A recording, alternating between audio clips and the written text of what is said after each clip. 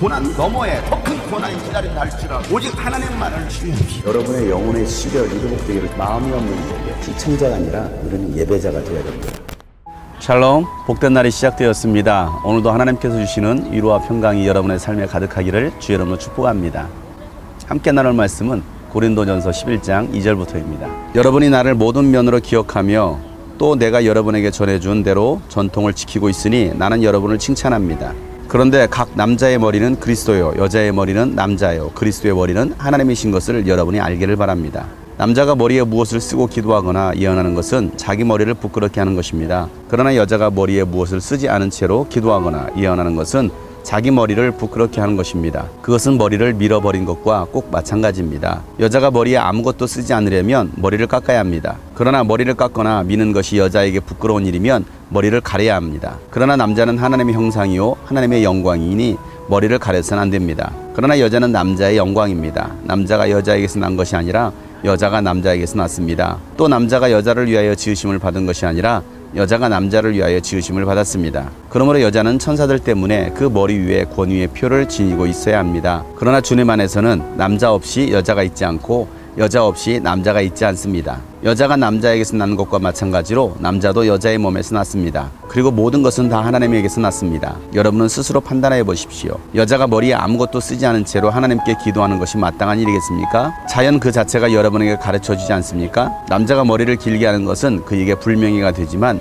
여자가 머리를 길게 하는 것은 그에게 영광이 되지 않습니까? 긴 머리카락은 그의 머리를 가려주는 구실을 하는 것입니다. 이 문제를 두고 논쟁을 벌이려고 생각하는 사람이 있을지는 모르나 그런 풍습은 우리에게도 없고 하나님의 교회에도 없습니다. 아멘.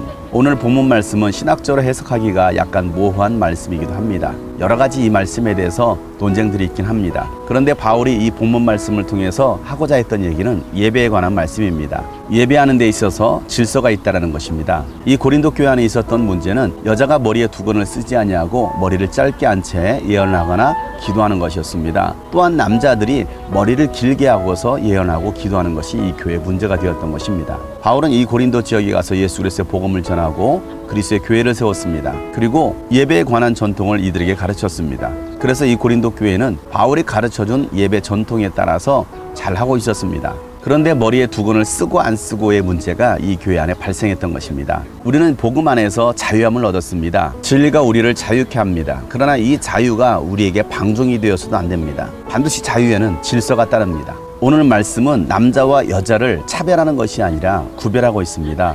질서를 말하고 있는 것입니다. 남자의 머리는 그리스도요, 또 여자의 머리는 남자입니다. 그리스도의 머리는 하나님이라는 것을 오늘 바울은 말합니다.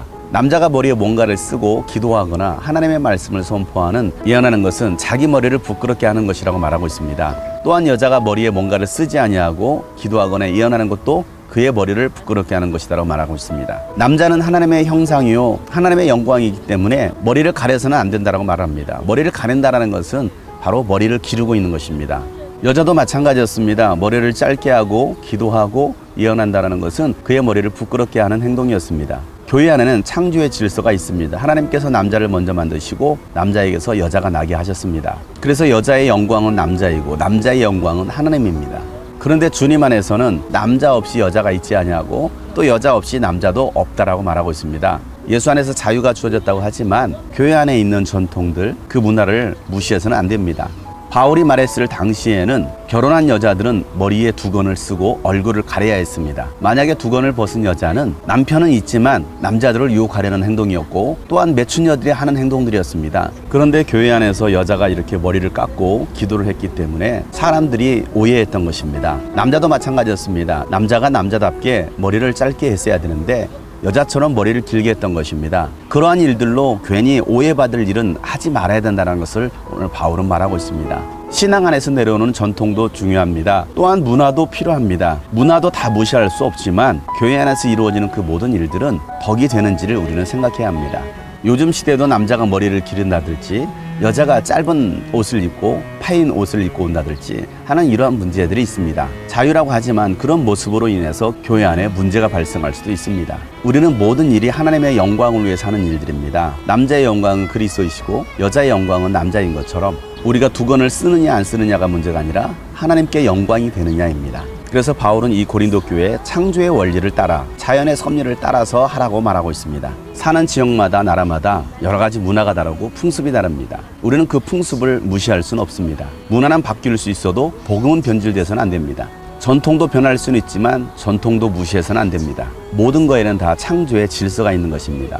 자유가 방종이 되지 아니하고 모든 일이 하나님께 영광이 될 수 있는 우리의 예배가 되기를 간절히 소망합니다.